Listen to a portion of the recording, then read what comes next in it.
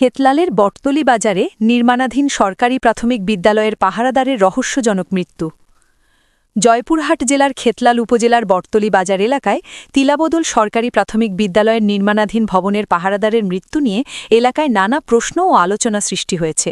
স্থানীয়দের ভাষ্যমতে মৃত্যুর ঘটনাটি স্বাভাবিক না অপমৃত্যু তা নিশ্চিত করে বলা যাচ্ছে না।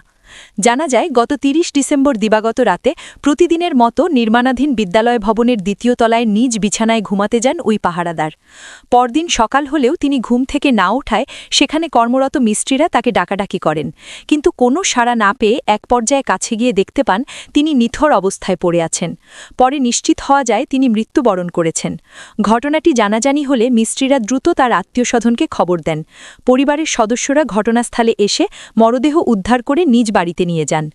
নিহত পাহারাদারের নাম আব্দুল, পূর্ণ নাম জানা যায়নি। তিনি খেতলাল উপজেলার তুলসিঙ্গগা ইউনিয়ন মনঝার এলাকার ধোয়াপুকুর গ্রামের বাসিন্দা ছিলেন। এদিকে স্থানীয় এলাকাবাসীর একাংশ বলছেন বিষয়টি স্বাভাবিক মৃত্যু বলেই ধরে নেওয়া হচ্ছে, আবার অনেকের মতে এটি অপমৃত্যুও হতে পারে।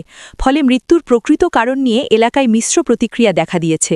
তবে ঘটনাস্থলে গিয়ে কোনো মিস্ত্রিকেই পাওয়া যায়নি।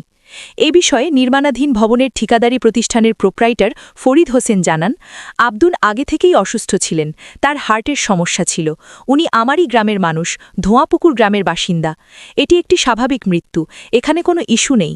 অন্যদিকে বিষয়টি সম্পর্কে জানতে চাইলে খেতলাল থানার ভারপ্রাপ্ত কর্মকর্তা ওসি নূরে আলম সিদ্দিকী বলেন, এ বিষয়ে আমাদের কেউ এখনো অবগত করেনি। আমরা বিষয়টি জানি না। যদি এটি স্বাভাবিক মৃত্যু হয়ে থাকে তাহলে কোনো সমস্যা নেই, তবে যদি অন্য কোনো বিষয় বা সন্দেহ থাকে তাহলে অবশ্যই আইনানুগ ব্যবস্থা হিসেবে পোস্টমর্টেম করতে হবে। বর্তমানে মরদেহ পরিবারের কাছে থাকায় আইন শৃঙ্খলা বাহিনীর পক্ষ থেকে আনুষ্ঠানিক কোনো তদন্ত শুরু হয়নি। তবে মৃত্যুর প্রকৃত কারণ উদ্ঘাটনের জন্য স্থানীয় সচেতন মহল প্রশাসনের দৃষ্টি আকর্ষণ করেছেন। প্রতিবেদন এস এম মিলন, খেতলাল, জয়পুরহাট।